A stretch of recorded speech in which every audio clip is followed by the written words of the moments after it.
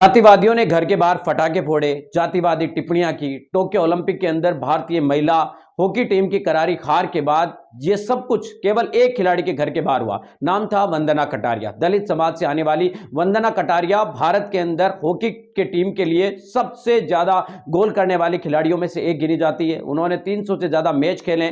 उस समय आपको बता दें कि टोक्यो ओलंपिक के अंदर उनके प्रदर्शन ने बहुत पूरे देश भर के अंदर दुनिया भर में चर्चा वसूली, लेकिन ओलंपिक के अंदर करारी हार के बाद भारत के अंदर कुछ लोगों ने उनके घर के बाहर पटाखे फोड़े। भारत की हार हुई थी, लेकिन भारत की बेटी के घर के बाहर पटाखे फोड़े, उन पर जातिवादी टिप्पणियां वो की गई। इससे आहत होकर 2025 के अंदर वंदना कटारिया ने अपने एक तरीके से संन्यास वो ले लिया था। उन्होंने हॉकी टीम से संन्यास लिया।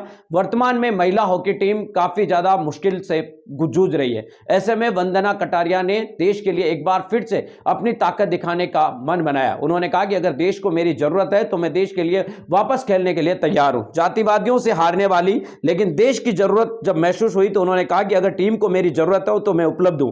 दरअसल आपको बता दें कि उस समय कुछ चीजों से परेशान होकर उन्होंने रिटायरमेंट लिया था।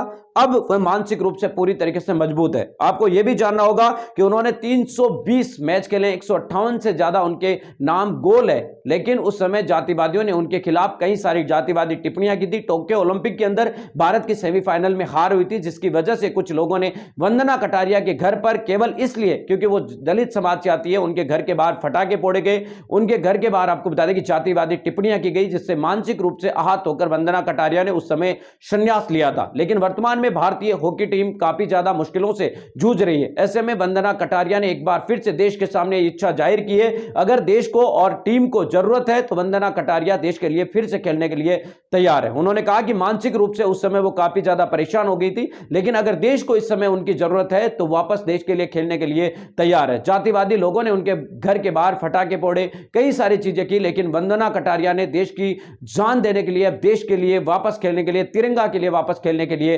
तैयार हो चुकी है। देश की बेटी वंदना कटारिया जो बहुजन समाज से, दलित समाज से आती है।